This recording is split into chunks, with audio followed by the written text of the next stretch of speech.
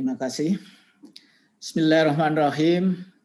Yang saya hormati Rektor Universitas Gadjah Mada, Bapak Profesor Panut Mulyono, para narasumber, Bapak Dian Hudawan Santoro MSc, dosen Teknik Lingkungan UPN, Bapak Nur Hadi PhD, dosen Departemen Pembangunan Sosial dan Kesejahteraan UGM, Bapak Purwanto STMT dari PT Aneka Tambang Tbk.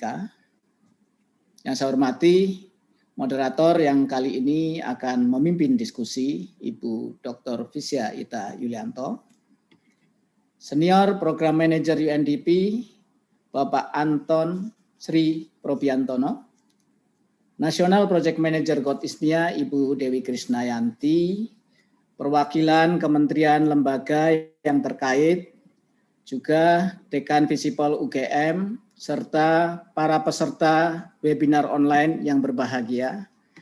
Assalamualaikum warahmatullahi wabarakatuh. Selamat pagi, salam sejahtera untuk kita semua. Pertama, tentunya marilah kita panjatkan puji syukur kehadirat Tuhan Yang Maha Kuasa, karena pagi ini kita masih diberikan rahmat sehat untuk bisa bersama-sama melaksanakan webinar secara online dengan tema aspek teknis, sosial, dan ekonomi pada sektor pertambangan emas skala kecil. Bapak Ibu yang saya hormati, tentunya kita semua sebagian besar tahu bahwasanya pertambangan emas skala kecil yang identik dengan peti atau pertambangan emas tanpa izin yang ada di Indonesia jumlahnya sangat banyak. Menurut info yang saya dapatkan, ada sekitar tersebar di 1.200 lokasi dengan jumlah penambang ada sekitar 1 juta orang yang mayoritas beroperasi secara non-formal. Dari aktivitas PSK ini diperkirakan bisa menghasilkan yang sangat fantastis, jadi sekitar 65 sampai 130 ton emas per tahun di tahun 2010. Dan angka ini nyaris sama dengan produksi emas nasional, yakni sebanyak 119 ton pada tahun yang sama di 2010 juga. Tentunya produksi emas di PSK ini, sisi positifnya telah membuka lapangan pekerjaan dan bisa menggerakkan perekonomian di daerah yang ada lokasi tambangnya tersebut. Di sisi lain, Bapak Ibu sekalian, kegiatan pertambangan emas skala kecil ini umumnya mengabaikan kaidah pertambangan yang baik, termasuk seperti tadi banyak disampaikan oleh Pak Profesor Panut Mulyono, bahwasanya sebagian besar masih menggunakan merkuri. Dan kita tahu merkuri itu adalah bahan kimia yang sangat berbahaya. Sebagaimana pengalaman pahit yang tadi juga diceritakan oleh Pak Rektor, telah dialami oleh Jepang tahun 50-an, yaitu peristiwa Minamata yang diakibatkan oleh buangan merkuri ke Teluk Minamata, di mana saat itu berakibat fatal.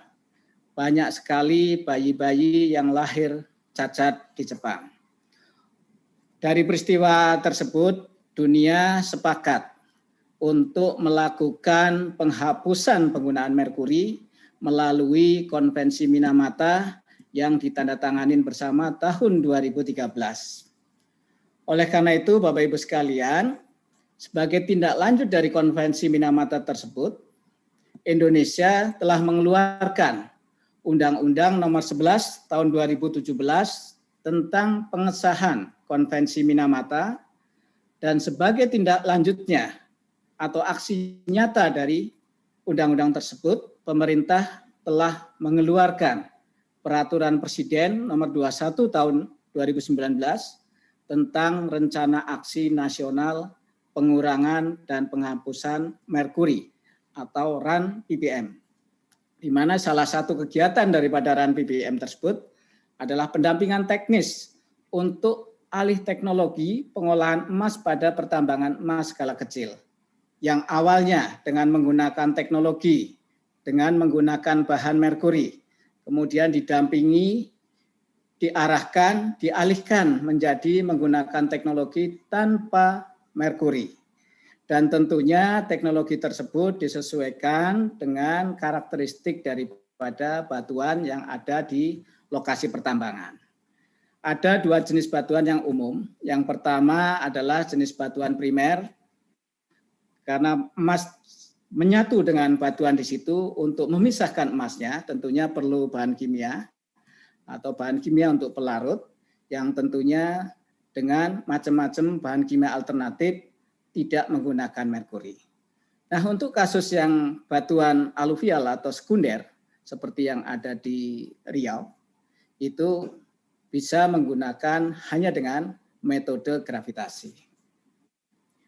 Salah satu percontohan teknologi pengolahan emas non-merkuri adalah pilot plant yang sudah dibangun BPT di Desa Kalirjo, Kabupaten Kulon Progo, Daerah Istimewa Yogyakarta, yang mana pilot plant tersebut dilengkapi dengan sistem pengolahan limbahnya, sehingga praktik pengolahan emas akan ramah lingkungan, tidak berbahaya buat kesehatan penambangnya, maupun juga bahkan recovery emas bisa lebih besar dibanding bila menggunakan merkuri.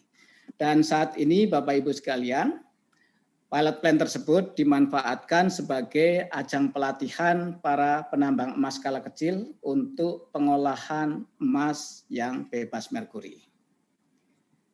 Bapak Ibu yang saya hormati, webinar hari ini merupakan kerjasama Proyek Gold Ismia dengan Universitas Gadjah Mada.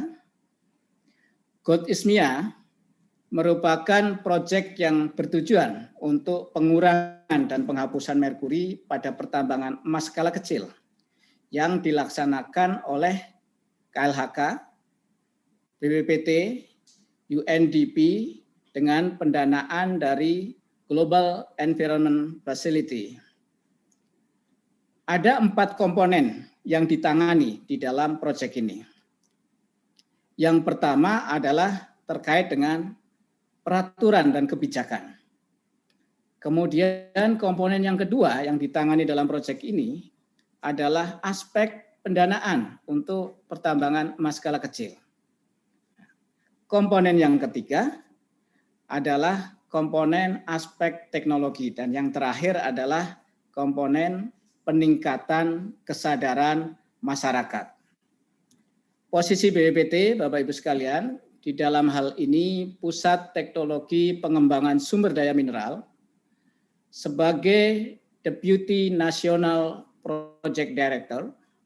Untuk National Project Director diemban oleh Kementerian Lingkungan Hidup dan Kehutanan, dan proyek Gold Ismia ini akan berlangsung selama 5 tahun dan sudah dimulai dari 2018 sampai dengan nanti rencana akan berakhir 2023 dengan 6 target lokasi pertambangan emas skala kecil yang akan dilakukan untuk pembenahannya.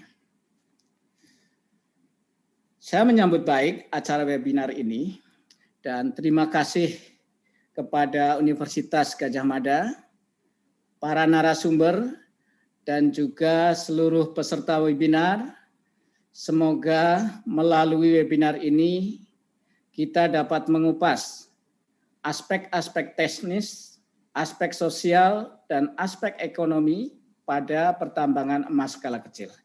Sehingga para penambang bisa melaksanakan praktik-praktik pertambangan emas secara lebih baik lagi ke depan. Demikian yang dapat saya sampaikan, karena tadi saya diminta untuk membuka, dan rasanya sudah dilakukan pembukaan oleh Profesor Padut Mulyono. Mungkin sambutan saya cukup sekian. Saya mengucapkan selamat mengikuti webinar, semoga lancar ke depan, dan mohon maaf apabila ada hal-hal yang kurang berkenan. Sekian, wabillahi taufiq wal hidayah. Wassalamualaikum warahmatullahi wabarakatuh.